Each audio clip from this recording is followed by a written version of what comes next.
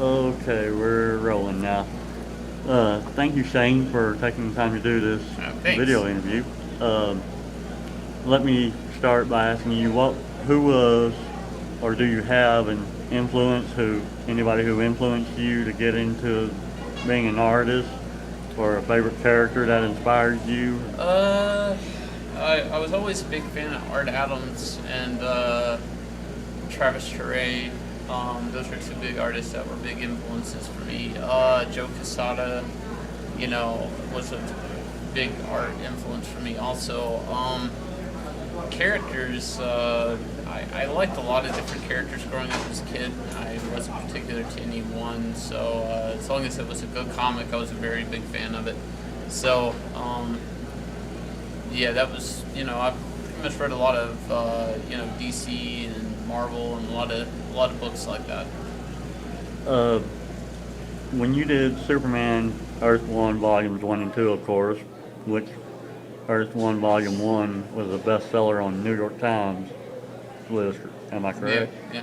Uh, how were you approached in getting that job, or whatever you would call it? Uh, Dan Didio had asked me to do the book, and at first I thought it was going to be a normal book, and we were going to go forward with it. And then he called me up one day, and there was a change, and they wanted to do it as an original graphic novel. And that, I was like, well, okay, I guess. Like, to me, it was going to be the same. Uh, but it probably affected the way we did the story a lot differently because it wasn't broken up into single issues. So, um, I really didn't think much of it at the time. I think a Brian K. Vaughan book, Pride of Baghdad, had just came out as original graphic novel, and it sold really well. So I really didn't think positive or negative. I just was neutral about it, and I just jumped on it and got to it, and really didn't think about it too much as I was drawing it. I really didn't watch a lot of Superman stuff or the animated series when I was drawing it because I knew what they were asking me to do was to kind of do a unique take on the origin and the character. So I really didn't watch any of the movies or cartoons or movies the whole time I was working on that project. Uh, Having seen the movies, and I'm sure you've seen them before you started working on Yeah, yeah. Earth One, uh, did you ever have a favorite version that way, or was it all the same to you? Or, No, no, well, I like the original Christopher Reeves version, the first movie. As a child, that was like one of my favorite ones. I like the animated series, the Bruce Timm animated series a lot. Those were probably my favorite incarnations. I think I remember watching some of the Superboy TV show when I was a kid, but I wasn't really big into it. And I remember, I think, watching a little bit of Smallville, but I really never got into Smallville as much. I just didn't do anything for me. So I mean, there were certain things that had been done with Superman I was a really big fan of, and some things I just I kind of appreciated, but it didn't really take with me. So okay. Um, I guess this would be a what if question for you coming out. Would you be willing to have your Earth One story that you did the artwork for turned into a future DC animated film? Would you like to see it done as one? I would like to see it, but I don't know if like my drawing style actually lends itself to that animation style. I mean, it may be kind of interesting to see it done as an animated feature. I would definitely be interested in seeing that happen. I mean, it's always interesting to see whether it's stuff being sculpted, a toy or statue, or see my stuff handled in different mediums. So it would definitely be an interesting venture to see. Be an interesting spin on your technique that way. Yeah, yeah. Because a lot of that stuff, I draw it as a comic artist. I don't really draw it as a motion. So I switch camera angles up a lot, and it'd be kind of interesting to see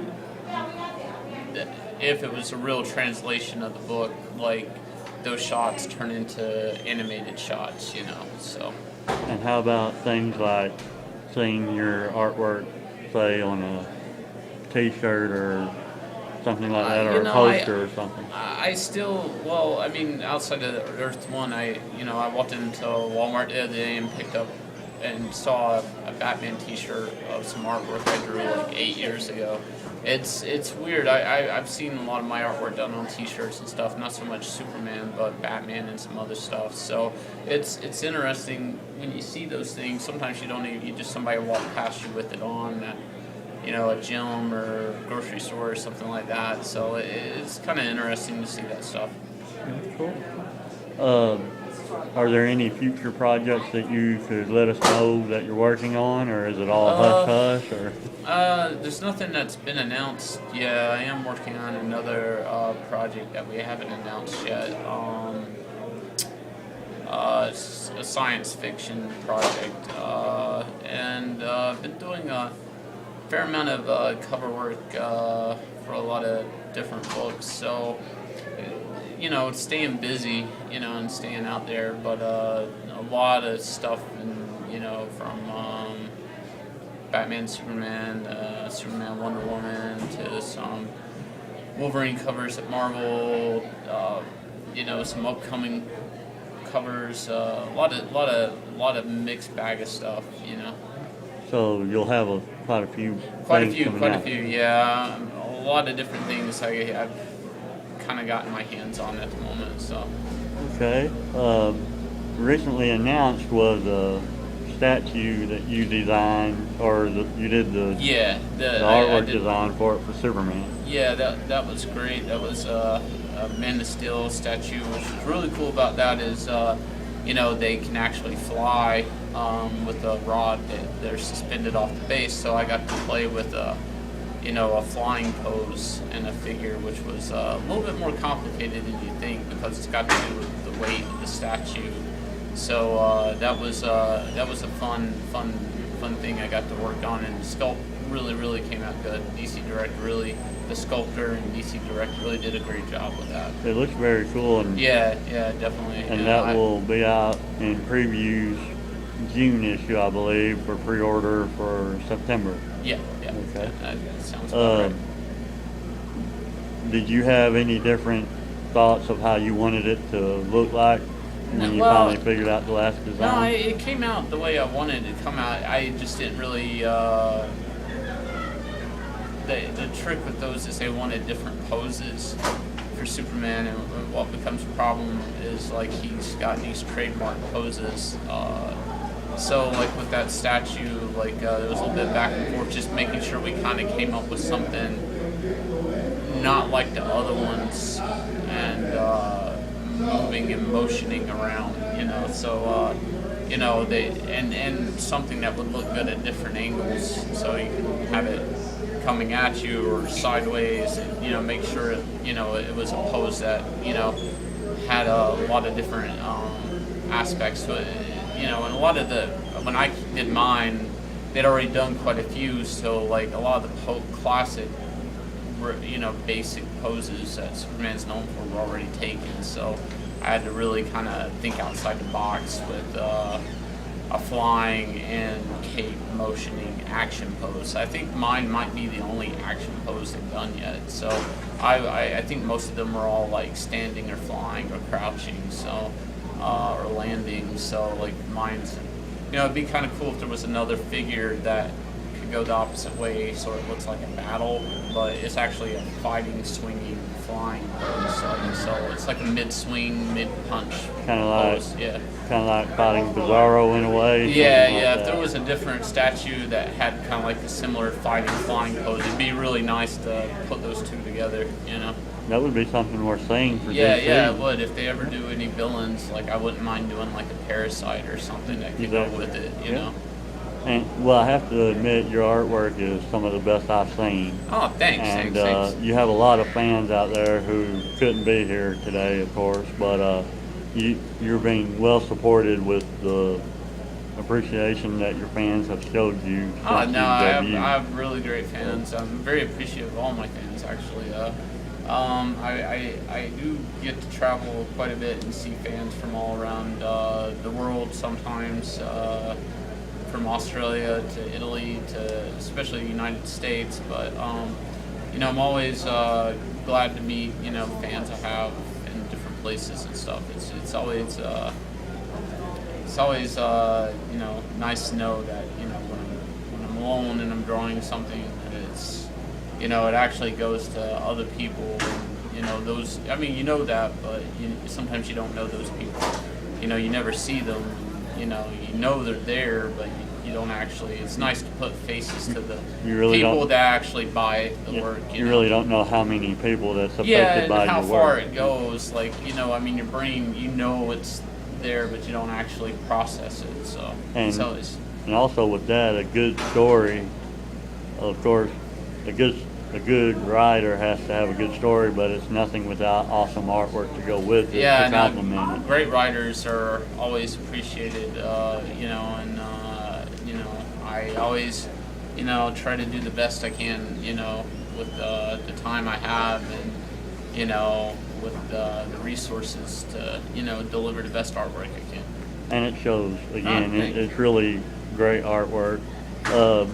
Were you surprised whenever you found out that Earth 1, Volume 1 was a bestseller? Yeah, I was more surprised that there wasn't enough to sell, that it sold out, because it actually took something like 3 weeks. You couldn't buy one for 3 weeks. So that actually, I wonder how well it would have sold if enough were made. I think everybody was. That's why it sold out and it was off the shelf for 3 weeks, because people didn't really expect those sales. I know I had to pre-order, and that's how I was guaranteed my first copy. Yeah. It's hard to tell those things how they'll sell, because Superman books. They're solid selling books, but they're not all time high selling books. They're usually really good medium sell books. So nobody really ever expects that going in. You always hope, but the reality is usually Batman or something always sells more. Or Green Lantern usually sells more.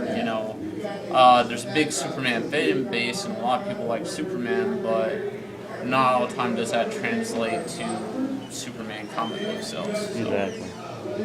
And of course, you have your movies that make it popular Yeah, for a while and stuff yeah, like but that. usually those people like that. They don't,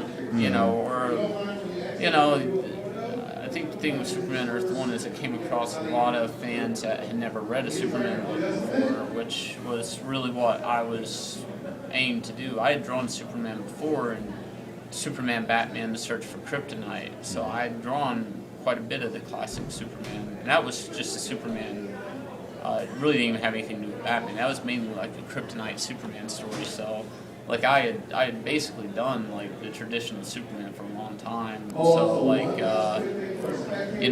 you come across different fans. Different types of fans with Superman stuff.